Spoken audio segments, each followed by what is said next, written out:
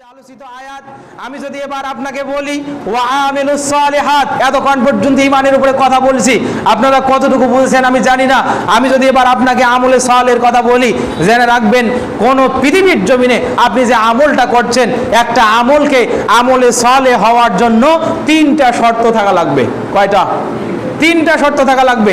আমলে সালেহের ব্যাপারে অনেক কোরআনে আয়াত অনেক আছে, হাদিস অনেক আছে। আমি স্বাভাবিক কথা আপনাদের বলছি, তিনটা শর্ত লাগবে। এক নম্বর, আপনি যে আমলটা করছেন এই আমলটা করার জন্য দলিলটা কোরআন এবং হাদিসে, সহিহ হাদিসে আছে কিনা সেটা দেখতে হবে। বলেন তো, প্রথম নম্বর শর্ত কি? আমি যে আমলটা করছি এই আমলটার দলিল কোরআন এবং হাদিসে আছে কিনা। যদি থেকে থাকে তার কারণে একটা উসুল শেখেন, আসলুল ইবাদাতে আত-তাওকিফ। ইবাদত আপনি রাস্তা দিয়ে যাচ্ছেন, একজন বুজুর্গ আপনাকে বললো এই ইবাদতটা করবি, এখানে সওয়াবে ভরপুর আমলনামা, অনেক সওয়াব তোমার আমলনামায় হবে। আপনি যখন এরকম একটা কথা শুনবেন, আপনার মাথায় প্রথমে এই ধাক্কাটা দিবে যে ইবাদতটা করা যাবে না। বলেন, ইবাদতের কথা শুনলেই আপনি প্রথম ধাক্কাতে মানে আপনার মনে খোঁটা মারবে যে এই ইবাদতটা করা যাবে না। তবে হ্যাঁ, করা যাবে যদি এটা দলিল থাকে। এটাই হলো ইবাদত করার উসুল, আসলুল ইবাদাতে আত-তাওকিফ। ইবাদত হলো প্রথমে না বাচকতা দিয়ে শুরু হয়, না ইবাদত জায়েজ নাই, এই ইবাদত জায়েজ নাই। তবে হ্যাঁ, জায়েজ হবে তখনই যখন ইবাদতের দলিল পাওয়া যাবে। এতটুকু কথা যদি বুঝে থাকেন, বলেন তো ইবাদতের ক্ষেত্রে দলিল আগে নাকি ইবাদত আগে? কথা বুঝেছেন?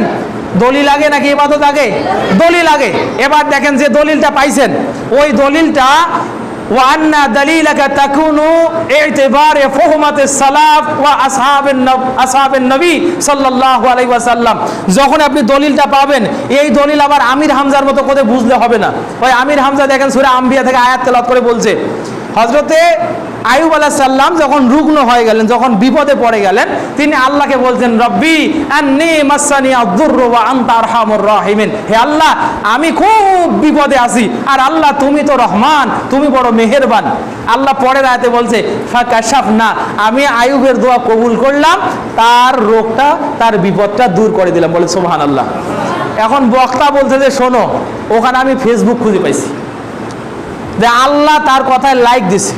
তোমরা ফেসবুকে যেমন লাইক দাও, আল্লাহ তার কথা লাইক দিয়েছে। নাউজুবিল্লাহ বলেন। কোরআনে ফেসবুক নাই।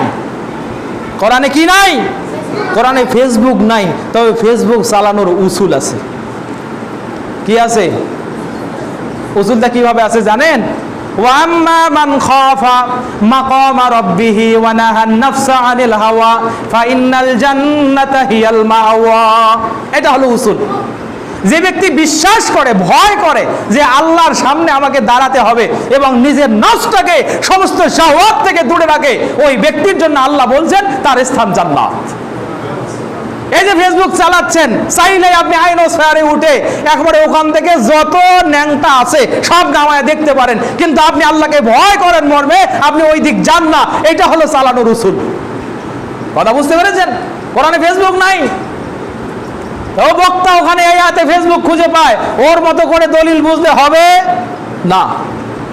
ফাকাশাফনা, আল্লাহ বলছেন আমি দূর করে দিলাম, ওর যে বিপদ ছিল আইয়ুবের সেটা দূর করে দিলাম। আর ও বলছে আল্লাহ লাইক দিয়েছেন। এর চেয়ে ধৃষ্টতা আর কি হতে পারে? তাই কোন ইবাদত যখন আপনি করবেন, কোরআন এবং হাদিস থেকে দলিল খুঁজে পেয়েছেন, কিন্তু এই দলিল আবার নিজের মন মতো মানা শুরু করে দিয়েছেন, আপনি একবারও চিন্তা করেন না এই দলিল আমার সালাত থেকে প্রমাণিত কিনা, এই দলিল আমি যেভাবে ইবাদত করছি এই দলিলের নিরিখে এইভাবে ইবাদতটা আমার সালাতগণ করেছে কিনা, সাহাবায়ে আজমাইন করেছে কিনা, এই ব্যাপারে আল্লাহর নবীর কোনো নস আছে কিনা। আমরা কখন এটা দেখার চেষ্টা করি না। এই কারণে হুজুর আমাকে প্যাকেজ ধরায় দেয়, ওই সুবহানাল্লাহ 5000 বার বলবি, আল্লাহু আকবার 3000 বার বলবি, আর আস্তাগফিরুল্লাহ 2000 বার বলবি, সেল চালাইয়া জান্নাতে যাবি। কোন রিওয়ায়াত দ্বারা এগুলা প্রমাণিত এত সংখ্যা? আল্লাহর রাসূল সাল্লাল্লাহু আলাইহি ওয়াসাল্লাম তাসবিহ করতে বলেছেন। আপনি 2 বারও করতে পারেন, 5 বারও করতে পারেন, 5000 বারও করতে পারেন, লা বাসা ফি ওয়ালা মুশকিলা। কিন্তু কেউ যদি আপনাকে ফিক্স সংখ্যা ধরিয়ে দেয়, তাই এরকম একটা রিওয়ায়াত তো হাদিসে থাকা দরকার। ক্বালা রাসূলুল্লাহ সাল্লাল্লাহু আলাইহি ওয়াসাল্লাম যে উযকুরুল্লাহ 50 মাররাতান ফি কুল্লি ইয়াউমিন, যে তোমরা আল্লাহকে প্রতিদিন 50 বার অথবা 50 আলফা মাররাতেন, প্রতিদিন 50,000 বার আল্লাহকে স্মরণ করো, এরকম একটা রেওয়ায়ত তো থাকা লাগবে, লাগবে না? যদি আপনি ফিক্সড করে দেন তাহলে রেওয়ায়ত থাকা লাগবে। তো এইরকম রেওয়ায়ত যেহেতু নাই, তাহলে 50,000 বার সুবহানাল্লাহ বলা জায়েজ, মানে খাস করে ওইটা করা জায়েজ। আপনি বলতে পারেন, অনেকবার বলতে পারেন, প্রতিদিন আপনি শিরোনাম করে প্রতিদিন 50,000 বার বলবো, তো এটা তো দলিল নাই, কেমনে করবেন?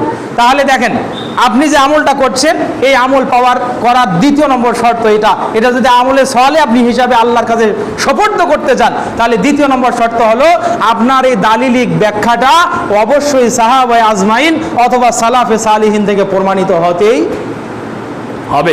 তৃতীয় নম্বর শর্ত, ওয়ান্না ইবাদাতাকা তাকুনু খালিয়ান বিল বিদআহ আনিল বিদআহ, আপনার ইবাদত অবশ্যই বিদআত মুক্ত হতে হবে। কি মুক্ত হতে হবে? বেদাত মুক্ত হতে হবে। এই বেদাতের কথা বললেই আমাদের আহলুল হাদিস অধ্যুষিত এলাকার মানুষও মাঝে মাঝে লাভ দিয়ে ওঠে, আপনি কি করেন সব, আপনি এতদিন থেকে এটা করছি, এটা বিদআত, তোমরা নয়া নয়া হুজুর নয়া নয়া কথা বলে না? নাই, অত্র এলাকার জন্য গর্বের রাফিউল ফাহাদ ভাই, ও এইখানে একটা বাহাস করছে, দেখছেন? এই দিক না এটা, হ্যাঁ, আরাজি গুলাল বুদাইতে এত পরিমাণ দলিল দিয়েছেন, এখন আবার শুনি পরের দিন হুজুর আসি কয় ওগুলা সব ভুলভাল লোকে গেছে, ওগুলা মানি না, আবার নাকি দোয়া হচ্ছে। সম্মানিত ভাইরা শোনেন, আপনাকে বলি, আল্লাহর নবীর পক্ষ থেকে প্রমাণিত সালাত শেষে আপনাকে আল্লাহু আকবার বলতে হবে, আপনাকে আস্তাগফিরুল্লাহ 3 বার বলতে হবে, আল্লাহুম্মা আনতাস সালাম মিনকাস সালাম তাবারাকতা ইয়া জাল জালালি ওয়াল ইকরাম এটা বলতে হবে, আল্লাহুম্মা আইন্নি আলা যিকরিক ওয়া শুকরিক ওয়া হুসনি ইবাদাতিক এটা বলতে হবে, লা ইলাহা ইল্লাল্লাহ এটা, তারপর লা ইলাহা ইল্লাল্লাহু ওয়াহদাহু লা শারীকা লা, আল্লাহুম্মা লা মানিয়া লিমা আতাইত ওয়া লা মুতিয়া লিমা মানাত ওয়া লা ইয়ানফাউ যাল জাদ্দি মিনকাল জাদ। এই অর্থগুলো জানেন কি? এই দোয়াগুলো একটা দোয়ার অর্থ শোনাই, আল্লাহুম্মা, হে আল্লাহ, আইন্নি তুমি আমাকে সাহায্য করো, আলা যিকরিক তোমার জিকির করতে।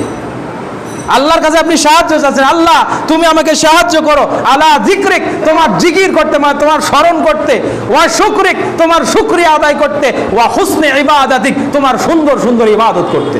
সুবহানাল্লাহ বলেন না? এত সুন্দর সুন্দর দোয়া। তারপরে ইবনে খুজাইমাতে হাদিস আসছে, মান ক্বারা আয়াতাল কুরসি বাদা কুল্লি দুবুরাস সালাত লাম তামনাউহু মিনাল জান্নাতি ইল্লাল মাউত। তোমাদের কেউ যদি ফরজ সালাতের পরে আয়াতুল কুরসি পড়ে, ওই ব্যক্তি জান্নাতে চলে যাবে, তার বাধা কেবল মৃত্যু। জান্নাতে যায় নাই কারণ হলো মরে নাই, তো মরলে জান্নাতে যাবে।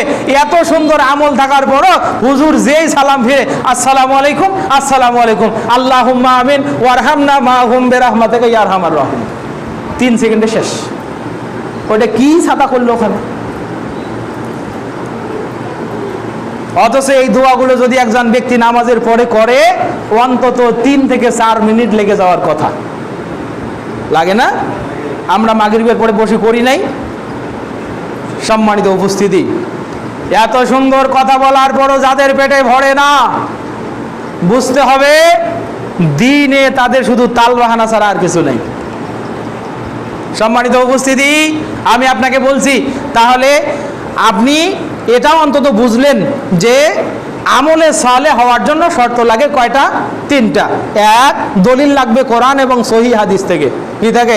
কোরআন এবং সহিহ হাদিস থেকে দলিল যখন পেয়েছি, বুঝতে হবে সাহাবায়ে আজমাইনের, নস থাকতে হবে রাসূলের অথবা সালাফে সালেহিনের, তারা যেভাবে করেছে ওইভাবে দলিল বুঝতে হবে। কাশাফ না মানে ফেসবুক অথবা লাইক দেওয়া, এইটা বুঝলে হবে না। কথা বুঝতে পেরেছেন? 3, আমি যে ইবাদত করছি এই ইবাদতটা বিদআত মুক্ত হতে হবে, এখানে কোনো নবসৃষ্টি থাকবে না। এবার আসেন, 3টা শর্তে আমলে সালেহ হলো। এবার এই আমলটা আল্লাহর কাছে গৃহীত হওয়া লাগবে না? গৃহীত হওয়া লাগবে।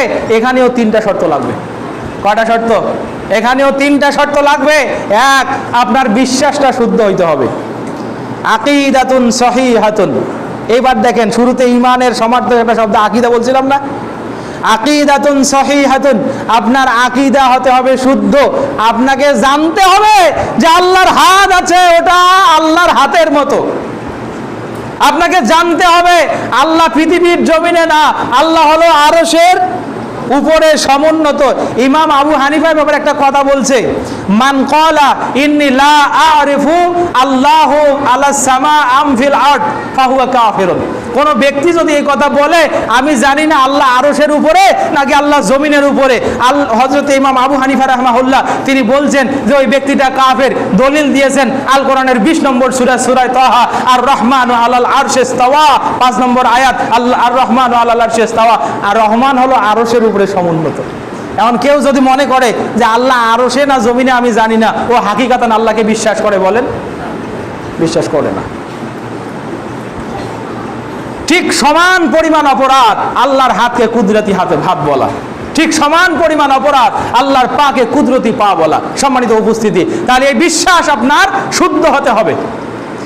2, এই আমলটা আল্লাহর কাছে যে গৃহীত হওয়ার জন্য 2 নম্বর শর্ত, তরিকা শুদ্ধ হতে হবে। কি শুদ্ধ হতে হবে বলেন তো? তরিকা শুদ্ধ হবে, তরিকাতুন সহিহাতুন, অথবা রাসূলের সুন্নাত অনুযায়ী হওয়া লাগবে। রাসূলের সুন্নাত অনুযায়ী হওয়া লাগবে। ওই যে কিছুক্ষণ আগে মুনাজাতের কথাটা বলছিলাম, আল্লাহর নবীর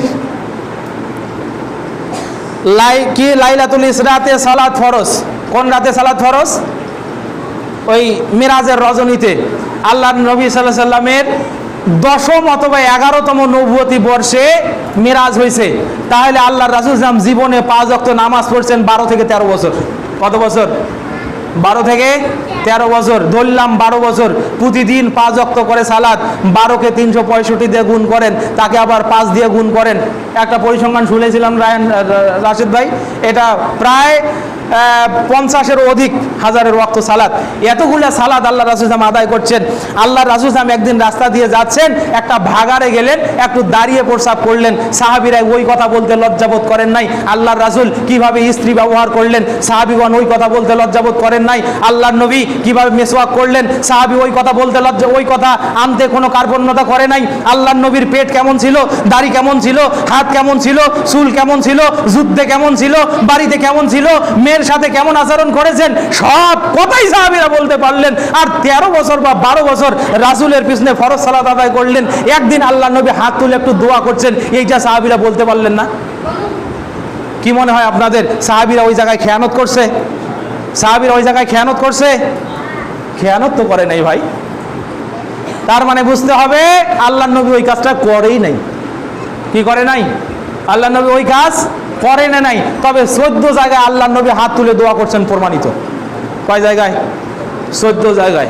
অনেক আলোচনা নেটে আছে, আমারও আলোচনা আছে, ওগুলো দেখবেন। 14 জায়গায় প্রমাণিত আল্লাহর নবী হাত তুলে দোয়া করছেন। তা আমরাও তো বলি তোমরা ওই জায়গাগুলোতে হাত তুলে দোয়া করো। 12 বছর আল্লাহর নবী এই জায়গায় দোয়া করেন নাই, তোমরা সেই জায়গায় ওই দোয়া প্রতিষ্ঠিত করার জন্য এত ব্যস্ত কেন? সম্মানিত ভাইরা, তার মানে ইবাদত আল্লাহর কাছে কবুল হবে 2 নম্বর শর্ত হলো রাসূলের তরিকা অনুযায়ী হতে হবে। কি অনুযায়ী হতে হবে? রাসূলের তরিকা অনুযায়ী হতে হবে। 3 নম্বর আমলে সালেহ আল্লাহর কাছে, শুদ্ধ আমল আল্লাহর কাছে কবুল হওয়ার 3 নম্বর শর্তটা হলো আপনার এই ইবাদতটা দর্শন প্রভাব মুক্ত থাকতে হবে। ডেমনস্ট্রেটিভ ইফেক্ট থাকা যাবে না। দর্শন প্রভাব বোঝেন? দর্শন প্রভাব কি? এই গ্রামে একটা কথা আছে, আমি তো নামাজ পড়ি না, মৌলবীরা ছাড়ে না, জোর জুলুমের গোষ্ঠী মারি, আল্লাহু আকবার। এইরকমও বাধ্য নামাজি কিছু আছে, মৌলবীর চাপে মসজিদে আসে, আইসে তা মৌলবী যখন থাকে তখনই নামাজ পড়ে, বাকি সময় পড়ে না। আবার কেউ ভোটের নামাজি আছে না নাই? এখন কোরআনের আয়াত তো এটাও বানাইছে, আল্লাহ নাকি কোরআনে সূরা নিসার 48 নম্বর আয়াত, ওটা নাকি ভোটের আয়াত। আরে ভাই, আপনাদের মাধ্যমে দেশ যদি পরিবর্তন হয় হোক, আমরা সেটা চাই, তাই না? দেশটা একটু ভালোর দিকে যাক সেটা চাই। আপনারা আপনাদের দাবিগুলো বলেন, আমরা সেটা সাপোর্ট করব। কিন্তু একটা কোরআনের আয়াত আল্লাহ 1400 বছর আগে কোন উসুলকে কেন্দ্র করে দিয়েছেন, কোন প্রেক্ষাপটকে কেন্দ্র করে দিয়েছেন, কোন অর্থে সেটা ব্যবহৃত হচ্ছে, সালাফগণ ওটা থেকে কি বুঝেছে, তোমরা ওইটা না নিয়ে এখন ডিরেক্ট বলে দিলে এটা ভোটের আয়াত, আমাদের পীরগঞ্জে এইটা নাজিল হয়েছে। বলেন না নাউজুবিল্লাহ। কথা বুঝতে পেরেছেন? এরকম দর্শন প্রভাব থাকা যাবে না। আপনি কাউকে খুশি করার জন্য ইবাদত করতে পারবেন না। ইবাদত শুধুমাত্র কেবলমাত্র একমাত্র কার খুশির জন্য হবে বলেন তো? আল্লাহ তাআলা সূরা বাইনার 5 নম্বর আয়াতে বলছেন, ওয়ামা উমিরু ইল্লা লিয়াবুদুল্লাহ মুখলিসিনা লাহুদ্দিন। আমি মানুষকে আদেশ দিয়েছি কেবলমাত্র একনিষ্ঠভাবে আমার জন্য ইবাদত করতে। সুবহানাল্লাহ ওয়া বিহামদিহি। এই দীর্ঘ কথায় আমি আপনাদেরকে দুইটা জায়গায় দাঁড় করানোর চেষ্টা করেছি।